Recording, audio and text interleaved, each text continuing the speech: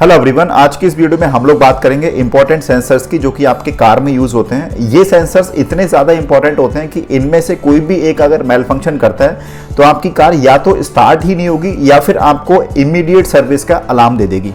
1995 के बाद की मोस्ट ऑफ द कार जो है वो EFI बेस्ड है। EFI means electronic fuel injection.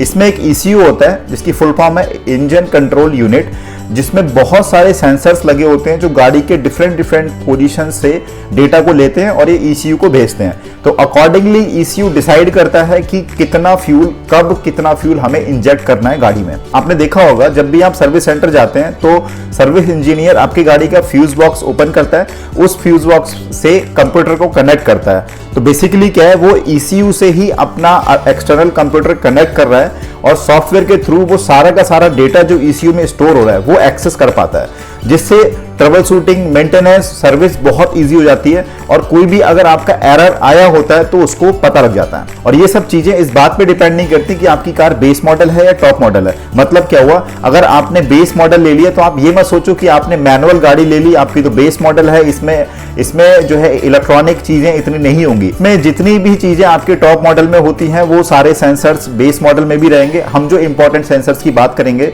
जो कि इंजन को चलने में हेल्प करते हैं। तो आप अगर बेस मॉडल वाली गाड़ी भी है तो आपके पास जो कंप्यूटर ECU है उसमें सारा डेटा स्टोर हो रहा है। लेकिन हाँ, अगर आपके पास टॉप मॉडल है तो जो MID में बहुत सारी चीजें वो रिफ्लेक्ट हो जाएंगी वहां पे, लेकिन आपको वो चीजें नहीं दिखेंगी बेस मॉडल में। बट डोंट वरी, आप जब सर्विस सेंटर जाएंगे तो टेक्नीशियन उस फ्यूज बॉक्स के थ्रू सारी की सारी डिटेल आपके ECM से ले लेगा, चाहे आपकी बेस मॉडल है या आपकी टॉप मॉडल है। ध्यान रखिए, आपकी जो गाड़ी है वो एक चलता फिरता कंप्यूटर है जिसमें ECU फिटेड होता है। ECU means engine control unit. आप इसको एक मिनी कंप्यूटर मान सकते हो। सारा का सारा डेटा जो सेंसर्स दे रहे हैं वहां पे स्टोर हो रहा है, ठीक है। उनका पूरा लॉग बन रहा है प्रॉपर, कितने टाइम पे आया, कब तक रहा, क्या प्रॉब्लम हो सकती है, सब उसको डिकोड करके इंजीनियर समझ जाएगा। चलिए अब हम लोग अपने मेन टॉपिक पे आते हैं, that is type of sensors. Sensors गाड़ी में बहुत सारे होते हैं, बट इस वीडियो में हम लोग उन्हीं सेंसर्स की बात करेंगे जिसके बिना गाड़ी चल ही नहीं सकती। मतलब बेसिक सेंसर्स हैं ये। कोई भी सेंसर खराब होगा तो या तो आपकी गाड़ी रुक जाएगी या फिर आपको इमीडिएट सर्विस का अलार्म देगी। इस वीडियो का ऑब्जेक्टिव एंड टाइम को देखते हुए हम लोग सेंसर्स के बारे में पढ़ेंगे, मतलब उसका काम क्या होता है, कहां लगा होता है और मेल फंक्शन होने पे हमें क्या क्या प्रॉब्लम्स देखने को मिलेंगी। लेकिन हम उसके वर्किंग प्रिंसिपल के अंदर नहीं जाएंगे, ऑल्दो मैं वो भी बता सकता हूं आपको। बट हाँ, अगर कोई भी आप जानना चाहता है उसके बारे में तो कमेंट में मेरे को बता देना, मैं सेपरेट वीडियो बना दूंगा वर्किंग प्रिंसिपल पे, क्योंकि वो बहुत ज्यादा साइंटिफिक हो जाएगा और बहुत ज्यादा टाइम लग जाएगा उसमें। चलिए तो सबसे पहले स्टार्ट करते हैं हम लोग क्रैंकशाफ्ट पोजीशन सेंसर से। ये एक बहुत ज्यादा इंपॉर्टेंट सेंसर है क्योंकि जैसे ही आप गाड़ी स्टार्ट करते हैं, जब स्टार्ट बटन दबाते हैं, इसका काम स्टार्ट हो जाता है और ये तब तक काम करता है जब तक आप गाड़ी को स्टॉप नहीं कर देते हैं। तो क्रैंकशाफ्ट पोजीशन सेंसर का काम होता है कि ECU को क्रैंकशाफ्ट की पोजीशन को बताना। अब क्योंकि क्रैंकशाफ्ट के ऊपर पिस्टन फिक्स होता है तो अगर ECU को क्रैंकशाफ्ट की पोजीशन पता लगी मतलब पिस्टन की पोजीशन पता लग गई, पिस्टन की पोजीशन का पता लग गई मतलब ECU समझ गया कि कौन से सिलेंडर में उसको फ्यूल इंजेक्ट करना है और किस टाइम पे उसको स्पार्क करना है। क्योंकि अगर आप पेट्रोल इंजन की बात करेंगे तो फ्यूल इंजेक्शन भी होता है, उसके साथ साथ उसमें स्पार्किंग भी होती है। तो ECU को फ्यूल इंजेक्शन प्लस स्पार्किंग दोनों ही समझना है किस टाइम पे करने हैं। क्योंकि अगर हम 4 सिलेंडर इंजन की बात करें तो ऑफ कोर्स क्या होता है, सबका फायरिंग ऑर्डर अलग अलग होता है। किसी में कंप्रेशन स्ट्रोक होगा तो किसी में सक्शन स्ट्रोक होगा। तो डेफिनेटली है कि ECU को समझ आना चाहिए कि हमें किस इंजन में जो है फ्यूल को इंजेक्ट करने की जरूरत है, मतलब किस में कंप्रेशन स्ट्रोक स्टार्ट हो चुका है। तो क्रैंकशाफ्ट पोजीशन सेंसर अपना डेटा जो है ECU को शेयर कर देता है और डेटा शेयर कर देता है तो ECU को पता लग जाता है कि किस सिलेंडर में फ्यूल को इंजेक्ट करना है और किस सिलेंडर में स्पार्क को इग्नाइट करना है। क्रैंकशाफ्ट पोजीशन सेंसर का एक और काम होता है, वो इंजन की स्पीड को बताता है। इंजन स्पीड में क्या होता है, जो इंजन के RPM आते हैं उसमें हमें व्हील की स्पीड नहीं मिलती है, वो जो होती है क्रैंकशाफ्ट की स्पीड होती है, ठीक है। अब बात करते हैं ये लगा कहां होता है। लगा कहां होता है, ये एक्चुअली हमें जो इंजन की स्पीड RPM बता रहा है वो क्रैंकशाफ्ट की स्पीड बता रहा है। तो कहीं भी लगा दो, उन सारी पोजीशन पे लगा सकते हैं जहां पे क्रैंकशाफ्ट की स्पीड के सेम स्पीड में घूम रही है। जैसे मैं कह सकता हूं, आप क्रैंकशाफ्ट पे लगा सकते हो, टाइमिंग गियर पे लगा सकते हो या फिर फ्लाईव्हील पे भी लगा हो सकता है। वो अकॉर्डिंगली डिसाइड होता है कि कहां पे मैन्युफैक्चरर को स्पेस मिल जा रहा है ये सेंसर फिट करने के लिए। मैं आपको फिर रिपीट कर रहा हूं, ये सेंसर बहुत ज्यादा इंपॉर्टेंट है क्योंकि गाड़ी की स्टार्टिंग ही इस सेंसर से होती है। अगर ये सेंसर ECU को डेटा नहीं भेजेगा तो इग्निशन ही नहीं होगा, और हम कह सकते हैं फ्यूल का इंजेक्शन भी नहीं होगा, और जो है आपका स्पार्किंग भी नहीं होगी। तो आपका इग्निशन नहीं होगा, मतलब आपकी गाड़ी स्टार्ट भी नहीं होगी। अब सेकेंड सेंसर हमारा आता है कैमशाफ्ट पोजीशन सेंसर। अभी कैमशाफ्ट पोजीशन सेंसर नाम से भी लग रहा है ये मिलता जुलता है क्रैंकशाफ्ट पोजीशन सेंसर से, वैसा ही होता है बिल्कुल। और इवन ये जो होता है एक एक्स्ट्रा लेयर ऑफ सेफ्टी होता है, इनकेस अगर कैमशाफ्ट पोजीशन सेंसर नहीं भी हो तब भी क्रैंकशाफ्ट पोजीशन सेंसर अपना काम कर देगा। बट क्योंकि क्रिटिकल बहुत ज्यादा होता है इसलिए सारे manufacturer camshaft position sensor independently देते हैं। जो क्रैंकशाफ्ट पोजीशन सेंसर था उससे ECU ने फ्यूल को इंजेक्ट कर दिया और स्पार्किंग को कंट्रोल कर लिया, लेकिन आपको वॉल्व ओपनिंग क्लोजिंग भी तो करनी है। वो कौन करता है? वो आपका कैमशाफ्ट करता है। और आजकल के इंजन में तो डुअल आ रहा है कैमशाफ्ट, आपने देखो DOHC करके होता है, ठीक है। तो उसमें उस कैमशाफ्ट में ये हमारा कैमशाफ्ट पोजीशन सेंसर लगा होगा जो कि एक्चुएशन ऑफ वॉल्व को कंट्रोल करेगा थ्रू ECM। इवन ECU क्या होता है, इन दोनों के डेटा को कंपेयर भी करता है। इनकेस अगर दोनों के डेटा में मिसमैच है तो ECU फिर आपकी गाड़ी स्टार्ट नहीं होने देगा या फिर अलार्म दे देगा फॉर द इमीडिएट सर्विस। अब नेक्स्ट हमारा आता है throttle position sensor. Throttle position sensor is also very important sensor. जैसे अगर आपको एक चीज नहीं पता हो तो मैं आपको बता दूं, जब हम एक्सीलरेटर पैडल दबाते हैं अपनी गाड़ी का, आप जब एक्सीलरेटर पैडल दबाओगे वो तो क्या होता है, थ्रॉटल बॉडी एक होता है जिसमें एक बटरफ्लाई वॉल लगा होता है, वो उसकी ओपनिंग क्लोजिंग को हम जो है एक्सीलरेटर पैडल से कंट्रोल करते हैं। अगर इसमें बहुत सारा कंफ्यूजन भी हो सकता है कि हम पैडल दबाने से फ्यूल को कंट्रोल कर रहे हैं, हम फ्यूल को कंट्रोल नहीं करते हैं। पैडल दबाने से जो थ्रॉटल बॉडी है उसमें जो बटरफ्लाई वॉल्व है उसकी ओपनिंग क्लोजिंग को कंट्रोल कर रहे हैं, जिसके थ्रू हमारी एयर इनटेक होगी। तो एक्सीलरेटर पैडल से हम लोग amount of air flow control करते हैं, ठीक है। तो अब सपोज करो आपका जो थ्रॉटल बॉडी है, आपने एक्सीलरेटर पैडल आपने जो है ओपन कर दिया बहुत, मतलब आपको सडन एक्सीलरेशन चाहिए, तो उस केस में क्या होगा, आपका जो बटरफ्लाई वॉल्व है फुल खुल जाएगा, मतलब वो ज्यादा एयर को आने देगा। लेकिन क्या एयर खुद से जल सकती है? नहीं, उसको जलाने के लिए आपको फ्यूल चाहिए। तो मतलब क्या है कि सिर्फ थ्रॉटल दबाने से आपका काम नहीं चल रहा है, आपको फ्यूल, आपका एक कमांड जो है फ्यूल ECU में जानी चाहिए ताकि वो फ्यूल को भी ज्यादा इंजेक्ट करेगा। तो वो कमांड कौन देता है? हमारा थ्रॉटल पोजीशन सेंसर। वो थ्रॉटल पोजीशन सेंसर जो होता है वो थ्रॉटल बॉडी पे ही लगा होता है। थ्रॉटल बॉडी मतलब जो हमारे एक्सीलरेटर पैडल से जस्ट कनेक्टेड होता है, और वहां से वो सिग्नल भेजेगा ECU में। ECU फिर अकॉर्डिंगली जो हमारा थ्रॉटल बॉडी है उसकी ओपनिंग से डिसाइड करता है कि हमें कितना फ्यूल इंजेक्ट करना है, ठीक है। तो अकॉर्डिंगली आपका एयर के हिसाब से फ्यूल इंजेक्ट हो जाता है। That is the working of throttle body sensor. अब थ्रॉटल बॉडी सेंसर कहां लगा होता है? मैंने आपको बता दिया, थ्रॉटल बॉडी पे के ऊपर ही जस्ट लगा होता है, ठीक। अब क्या होता है, अगर ये थ्रॉटल बॉडी मेल फंक्शन किया, मतलब throttle position sensor malfunction किया, तो क्या होने वाला है? अगर आपका थ्रॉटल पोजीशन सेंसर अगर मेल फंक्शन कर दिया तो आपका क्या होगा, एयर का फ्लो और फ्यूल का इंजेक्शन ये दोनों में कोहेरेंस नहीं बैठेगा, कोऑर्डिनेशन नहीं बैठेगा। तो आपका क्या होगा, आप जैसे गाड़ी स्टार्ट कर रहे हो तो आपको लगेगा आइडल में भी RPM ज्यादा हो रहा है या कम हो रहा है, RPM का फ्लक्चुएशन होगा और इवन गाड़ी बंद भी हो सकती है। तो ये आपको जो है उसके सिम्टम्स दिखेंगे। ऑफ कोर्स आपको अलार्म भी आ सकता है और आपकी गाड़ी भी स्टार्ट नहीं हो सकती। अब नेक्स्ट हमारा आता है मास एयरफ्लो सेंसर, MAF। MAF बहुत क्रूशियल रोल प्ले करता है in the operation of the car. जैसे मास एयरफ्लो सेंसर जो होता है वो एक फ्लो मीटर होता है, ठीक है, जो कि हमारा इनटेक मैनिफोल्ड में लगा होता है। इनटेक मैनिफोल्ड जो होगा वहां से कितनी एयर जा रही है वो क्या करेगा, मेजर करेगा, मतलब उस एयर का जो फ्लो होगा उसको मेजर करेगा, अकॉर्डिंगली सिग्नल भेजेगा ECU को। अब ECU को कितना फ्यूल इंजेक्ट करना है ये इस बात पे डिपेंड करेगा आप कितनी एयर लेके जा रहे हो। तो उससे ECU को जो है एक सिग्नल मिलता है how much fuel this ECU has to inject into the cylinder.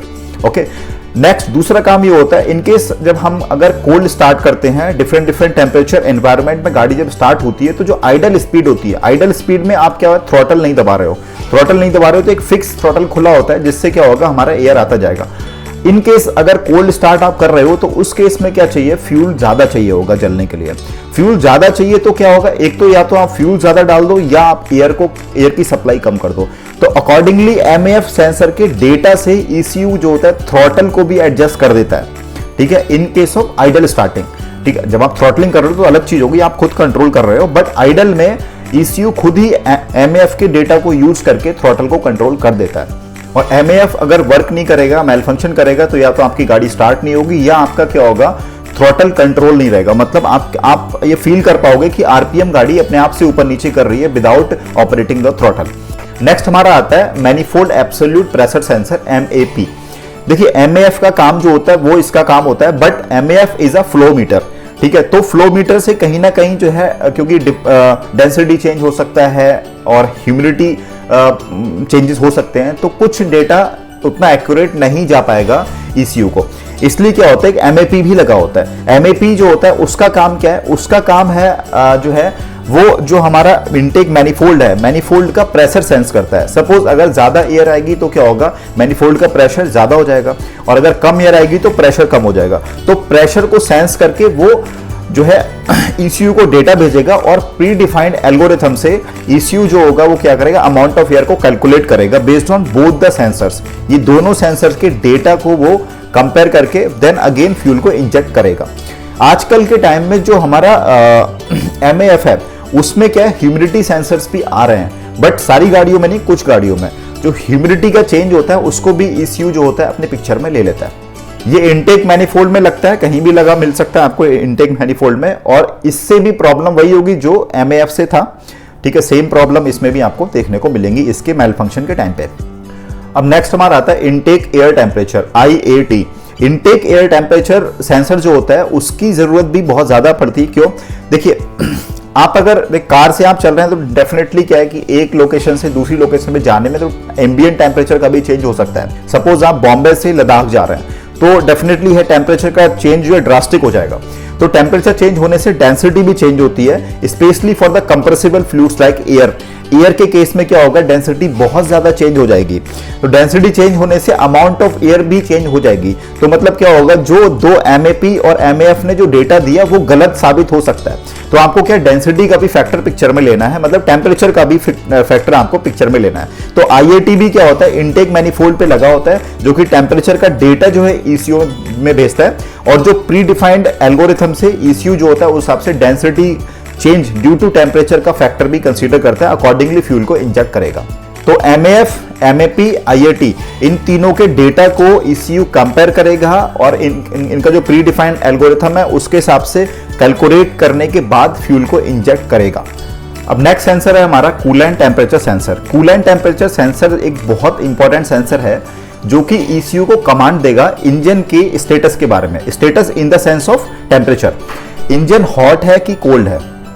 अब इंजन मान लो अगर हॉट है तो उस केस में क्या होगा कि फ्यूल की रिक्वायरमेंट अलग होगी, और इंजन अगर कोल्ड है तो फ्यूल की रिक्वायरमेंट अलग होगी। जनरली क्या होगा, इंजन जब कोल्ड होता है, जब हम कोल्ड स्टार्ट करते हैं व्हीकल को, तो फ्यूल ज्यादा लग जाता है। तो ये टेम्परेचर, कूलेंट का टेम्परेचर जो होता है वो ये जो कूलेंट टेम्परेचर सेंसर है वो कूलेंट का टेम्परेचर सेंस करके डेटा भेजता है ECU को। तो अकॉर्डिंगली क्या है, फ्यूल के सप्लाई में ECU वो भी कंसीडर करती है कि आपका इंजन कोल्ड है कि हॉट है। दूसरा काम इसका ये होता है, जो आपका रेडिएटर फैन है, रेडिएटर फैन जो होता है उसका कब स्टार्ट करना है, कब बंद करना है, तो ECU उसको भी कमांड भेजता है according to the data receive from the coolant temperature sensor. अगर कूलेंट का टेम्परेचर बढ़ गया है 85 या 80 से ऊपर हो जाता है तो उस टाइम पे क्या होता है, रेडिएटर फैन को वो ऑन कर देगा, और अगर उससे नीचे है तो ऑफ रखेगा। मतलब हमेशा अगर चलता रहेगा, जैसे पहले के इंजन्स में क्या होता था, बेल्ट लगी होती थी जो कि हमेशा रेडिएटर फैन चलते ही रहते थे, तो that was the energy loss. अब तीसरा काम और होता है इसका, तीसरा काम ये है, ये जो सेंसर होता है ये ECU को कमांड भेजेगा अबाउट द इंजन टेम्परेचर, मतलब इंजन के कूलेंट के टेम्परेचर के बारे में। तो आपने देखा होगा बहुत बार गाड़ियां ओवरहीट हो जाती हैं, अगर एक लिमिट और बढ़ जाता है ऊपर तो आपकी गाड़ी का इंजन ट्रिप हो जाएगा, बंद कर देगा गाड़ी को, ठीक है। तो वो डेटा भी हमें कूलेंट टेम्परेचर सेंसर से ही मिलता है। अब बात करते हैं कहां पे लगा होता है। ये सेंसर जो है आपका जो थर्मोस्टेट लगा होता है उसके जस्ट बाद लगा हो सकता है, या किसी भी कूलिंग जो कूलेंट की लाइन होती है, इवन जो इंजन के बाद से, मतलब इंजन की कूलिंग करने के बाद जो लाइन होगी जिसमें आपका गर्म पानी आ रहा है वहां पे लगा हो सकता है, ठीक है। Most of the time thermostat के बाद में लगा होता है। थर्मोस्टेट क्या होता है, कैसे काम करता है, ये भी एक जानने का विषय है, ठीक है। अगर कोई इंटरेस्टेड है तो बताना, मैं इस पे भी एक वीडियो बना दूंगा। अब नेक्स्ट आता है fuel temperature sensor. Fuel temperature sensor जो होता है वो भी एक बहुत इंपॉर्टेंट चीज है। जैसे हमने एयर की बात की, एयर का टेम्परेचर चेंज होने से डेंसिटी चेंज हो जाती है, ऐसे ही हमारा फ्यूल है। फ्यूल का टेम्परेचर अगर हमारा चेंज हुआ तो उस केस में फ्यूल की भी डेंसिटी चेंज होगी। अब क्योंकि क्या है, हम आजकल के इंजन्स में इतना ज्यादा कंपटीशन है, हम कह सकते हैं कट थ्रोट कंपटीशन पूरा चलता है कि कौन सा इंजन ज्यादा माइलेज निकाल रहा है, तो चीजें बिल्कुल माइक्रो लेवल पे हो गई हैं। तो फ्यूल का जो टेम्परेचर है वो भी ECU को जो है, ये सेंसर जो लगा होगा फ्यूल टेम्परेचर सेंसर, हालांकि ये क्या होता है फ्यूल टैंक के पास में या फिर आपका फ्यूल पंप के पास में जो है कहीं भी लगा हो सकता है, तो वो डेटा जो है ECU को भेजेगा। और अगर फ्यूल का टेम्परेचर ज्यादा है तो क्या करेगा, वो डेंसिटी चेंज को फैक्टर को काउंट करके ECU अकॉर्डिंगली क्या कर देगा, जो अमाउंट ऑफ फ्यूल इंजेक्ट कर रहा था उसको जो है वो एडजस्ट कर देगा। एंड सेकेंडली जो फ्यूल पंप के ऊपर में, फ्यूल पंप के पास में जो कूलिंग लाइन होती है उसको भी वो एक्चुएट करेगा और आपकी फ्यूल की कूलिंग भी स्टार्ट हो सकती है अगर ज्यादा टेम्परेचर बढ़ गया है तो। अब नेक्स्ट बहुत इंपॉर्टेंट सेंसर होता है O2 सेंसर। O2 सेंसर जो होता है वो दो तरीके से काम करेगा। एक तो आपका क्या होगा, एक इंजन की परफॉर्मेंस को इनहांस करेगा, दूसरा क्या होता है पॉल्यूशन कंट्रोल के लिए बहुत ज्यादा क्रूशियल सेंसर होता है। अभी ये O2 सेंसर भी दो लगे होते हैं, एक कैटालिटिक कन्वर्टर के पहले मतलब एग्जॉस्ट के जस्ट बाद, और एक कैटालिटिक कन्वर्टर के जस्ट बाद होगा, ठीक है। मतलब आप ये मान लो कैटालिटिक कन्वर्टर के एक अपस्ट्रीम में होगा और एक डाउनस्ट्रीम में होगा। तो जो अपस्ट्रीम में होगा उसकी बात कर लेते हैं। जो अपस्ट्रीम में लगा होता है O2 सेंसर, वो क्या करता है, जो आपका एग्जॉस्ट आ रहा है उसमें ऑक्सीजन की अमाउंट को सेंस करता है। अब देखिए साइंस इसके पीछे क्या है, अगर मान लो एग्जॉस्ट में ऑक्सीजन आया, अल्टीमेटली एयर में क्या जलता है, ऑक्सीजन पार्ट जलता है, नाइट्रोजन नहीं जलता है, नाइट्रोजन तो नॉक्स में बन जाता है, तो ऑक्सीजन जलता है। अब मान लो एग्जॉस्ट जो आया, एग्जॉस्ट में अगर ऑक्सीजन आ रहा है, what does it indicates, it indicates that fuel amount is less. आपका क्या था, सिलेंडर में कंबशन चैम्बर में फ्यूल कम था, इसलिए ये ऑक्सीजन बच गया। अगर फ्यूल ज्यादा होता तो ऑक्सीजन वहीं जल जाता, ठीक है। तो क्या होगा, अगर ऑक्सीजन एग्जॉस्ट में मिला, इट मींस ये O2 सेंसर डेटा भेजेगा किसको, ECU को, कि भाई हम नहीं जल पा रहे हैं, ऑक्सीजन नहीं जल पा रहे हैं, आप फ्यूल थोड़ा बढ़ाओ, ठीक। कहानी समझ आ गई, तो अकॉर्डिंगली फ्यूल एडजस्ट कर लेगा, ठीक। अब क्या होता है, मान लो जो डाउनस्ट्रीम में सेंसर लगा हुआ है, जो कैटालिटिक कन्वर्टर के बाद में लगा हुआ है, उसका काम क्या है, वो डेटा निकालेगा, कैटालिटिक कन्वर्टर के बाद का डेटा निकालेगा, और आप ये दोनों के डेटा को कंपेयर करके ECU बता देगा कि आपका कैटालिटिक कन्वर्टर काम कर रहा है या नहीं कर रहा है। तो बेसिकली जो बाद वाला डाउनस्ट्रीम वाला है वो कैटालिटिक कन्वर्टर की वर्किंग को चेक करने के लिए लगाया गया। और अगर ये O2 सेंसर मेल फंक्शन किया तो आपको क्या होगा, फ्यूल का इंजेक्शन जो है प्रॉपर नहीं हो रहा है, तो मतलब आपका क्या होगा, गाड़ी अंडर परफॉर्म करेगी, इंजन उतनी पावर नहीं बनाएगा, उतना टॉर्क नहीं बनाएगा, और दूसरा क्या है कि आपका जो इंजन है वो जो है आपका माइलेज भी बहुत कम कर देगा। और अगर बिल्कुल ही काम नहीं कर रहा है तो फिर एक टाइम ऐसा भी आ सकता है शायद आपकी गाड़ी बंद हो जाए या आपको इमीडिएट सर्विस का अलार्म दे दे। अब नेक्स्ट हम बात करते हैं NOx sensor, NOx NOx sensor. ये सेंसर जो होता है डीजल इंजन में लगा होता है, स्पेशली जो BS6 वाली गाड़ियां हैं जिनमें AdBlue इंजेक्ट करना कंपलसरी हो गया, उन गाड़ियों में लगा होता है। ये दो होते हैं, जो आपका AdBlue वाला जो SCR सिस्टम होता है, SCR कन्वर्टर जो है उसके एक जस्ट अपस्ट्रीम में होगा और एक डाउनस्ट्रीम में होगा, ठीक। अपस्ट्रीम वाला क्या चेक करेगा कि उसमें नॉक्स कितना आ रहा है। नॉक्स होने का मतलब क्या हो, देखो नाइट्रोजन को अगर टेम्परेचर बहुत ज्यादा है, नॉर्मली नाइट्रोजन ऑक्सीजन खुद से रिएक्ट नहीं करते हैं, लेकिन हाई टेम्परेचर जोन में वो रिएक्ट कर जाते हैं। तो कंबशन चैम्बर में टेम्परेचर ज्यादा होता है, इसकी वजह से नाइट्रोजन ऑक्सीजन से रिएक्ट करके नॉक्स बना देता है, NO2 इस टाइप के, ठीक। तो उसमें क्या होता है, फिर आपको यूरिया इंजेक्ट करके इन नॉक्स को न्यूट्रलाइज करना होता है। तो जो अपस्ट्रीम वाला है वो क्या होता है, जो अपना यूरिया इंजेक्शन सिस्टम है ये अलग ही है, ये ECU से कनेक्ट नहीं होता है, इसका अलग ही सिस्टम दिया होता है, ठीक है। तो उसको कमांड भेजेगा कि भाई यूरिया इंजेक्ट करो, यूरिया इंजेक्ट कर दी, नॉक्स न्यूट्रलाइज हो जाएंगे। अब जो डाउनस्ट्रीम में सेंसर है नॉक्स का, वो बताएगा कि भाई क्या अभी भी आ रहा है। अगर आ रहा है इसका मतलब क्या कि आपका जो यूरिया सिस्टम है, या तो आपका यूरिया खत्म हो रखा है या आपका वो सिस्टम काम नहीं कर रहा। अब एक और इंपॉर्टेंट सेंसर हमारा रह गया, oil pressure sensor. Oil pressure sensor मतलब क्या, देखो ये आज का नहीं है, ये जब भी गाड़ियां, पहले कितनी भी मैनुअल गाड़ियां होती थी, ऑयल प्रेशर जो होता है हमेशा इंजन के लिए बहुत ज्यादा इंपॉर्टेंट चीज होती है। इनकेस अगर ऑयल प्रेशर नहीं बन पाया इंजन में तो इंजन आपका सीज भी हो जाएगा, ठीक। तो जितने भी मेटल टू मेटल कांटेक्ट होते हैं वो क्या इंटरनली होल ड्रिल करके उनमें लुब्रिकेशन जाता है, तो ऑयल प्रेशर मेंटेन होना ही चाहिए। तो ऑयल प्रेशर सेंसर जो होता है वो ECU को कमांड देता रहता है, जैसे ही ऑयल प्रेशर ड्रॉप होता है ECU इंजन को बंद कर देगी। ड्रॉप मतलब एक लिमिट से कम होता है, इंजन आपका ट्रिप हो जाएगा। तो ऑयल प्रेशर सेंसर का जो बेसिक पर्पस होता है वो इंजन को बचाना होता है, ठीक है। इससे आपका कोई अदर चीजें लिंक नहीं होती हैं, बट ओनली जो है इंजन की लाइफ के लिए ये हमारा दिया होता है। ऐसे ही हमारा ऑयल टेम्परेचर सेंसर भी एक होता है। ऑयल टेम्परेचर सेंसर भी रहता है कि जैसे इनकेस अगर ऑयल का टेम्परेचर बढ़ रहा है, ज़्यादा बढ़ रहा है एक लिमिट से, तो इंजन फिर से आपका ट्रिप हो जाएगा हाई ऑयल टेम्परेचर इस पे। लेकिन हाँ, अगर आपका ऑयल टेम्परेचर बढ़ा तो क्या हो, कूलेंट का टेम्परेचर भी बढ़ेगा, तो आपको वहां से भी इंफॉर्मेशन मिल सकती है कि आपका जो है ओवरऑल टेम्परेचर बढ़ रहा है। तो ये थे हमारे इंपॉर्टेंट सेंसर्स। अभी इसमें मैंने गाड़ी के सारे टाइप के सेंसर्स कवर नहीं किए हैं। एस्थेटिक्स की बात करें तो वहाँ n नंबर ऑफ सेंसर्स होते हैं, ठीक है। TPMS हो गया, फिर रेन सेंसर्स होते हैं, फिर आपके जो लाइट सेंसर्स होते हैं कि आपके कहते हैं ना ऑटो हेडलैम्प्स होती हैं जो अंधेरे में अपने आप जल जाएंगी। तो बहुत सारे सेंसर्स हैं, एस्थेटिक्स के हैं। इनफैक्ट मेन अभी जो है कोर सेंसर्स भी बहुत सारे बचे हुए हैं, बट हम उन सबको अगर कवर करने जाएंगे तो वीडियो बहुत लंबी हो जाएगी और आप में से कोई जो है देखने वाला नहीं है, ठीक।